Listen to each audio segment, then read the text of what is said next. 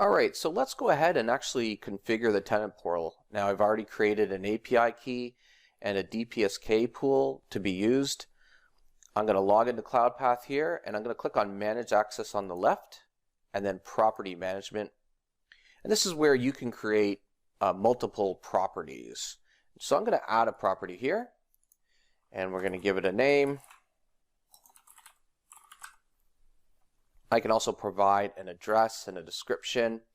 And I've already, since I only have one pool available within Cloudpath, it's already selected here. If you have multiple pools available, you can press this drop-down box and select the pool that you want to use for that property.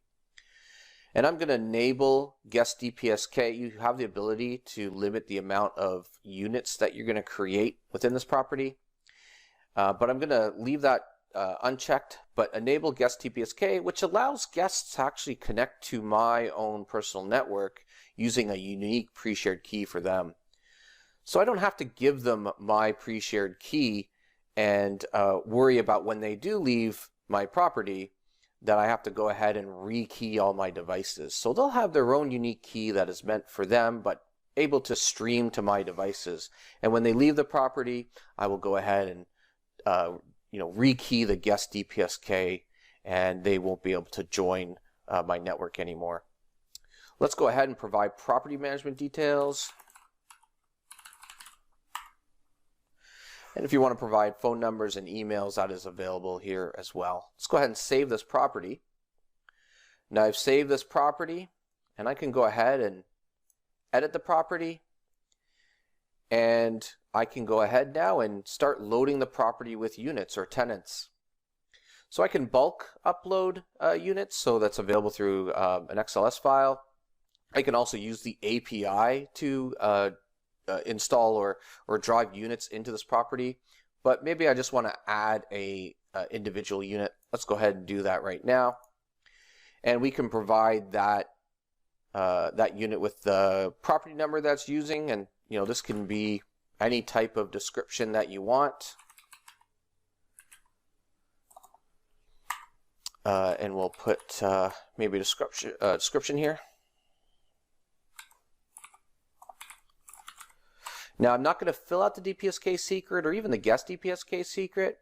Cloudpath's just going to automatically generate that and email the end user with those secrets.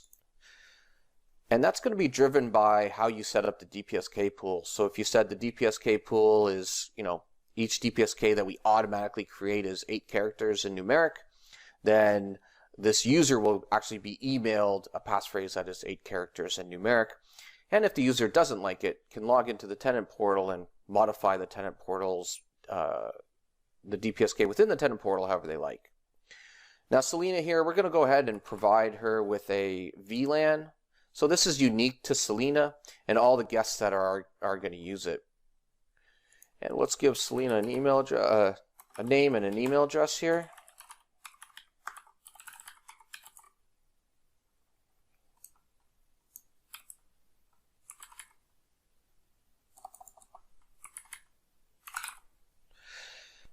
And we're going to save that. And once I do that, Selena's going to be automatically emailed a URL with the tenant portal configuration or the tenant portal link and her passphrases.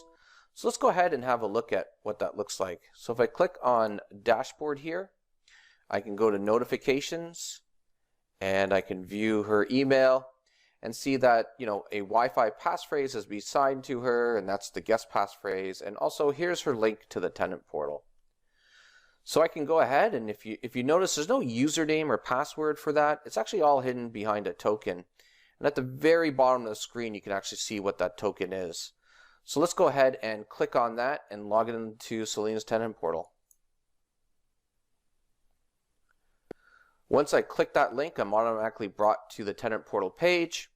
There's an access your portal button. There's also, if you want to view that token, the credentials are here, which is hidden behind this information bubble.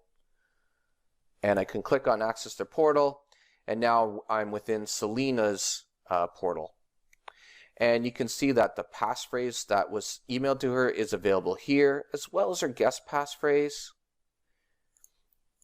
If she wants to view the passphrase as a QR code, we actually bring the QR code up here, and her passphrase and the WLAN is in the QR code, so when they do scan it with their devices, they'll get a message saying, would you like to join the network?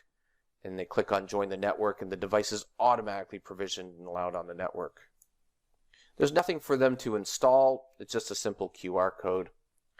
And then if they want to modify their passphrase, they can click on that gear button and change that passphrase to whatever they want. Once they do that, keep in mind that all their devices are removed from the network, and they'll have to reconnect using the new passphrase. And they can also do that on the guest Wi-Fi. So if they do want to change the guest Wi-Fi, they can click that gear button and say, provide a new passphrase as well. Once they do that, all the devices that were using the guest Wi-Fi are automatically kicked off the network, and they have to use the new passphrase to connect.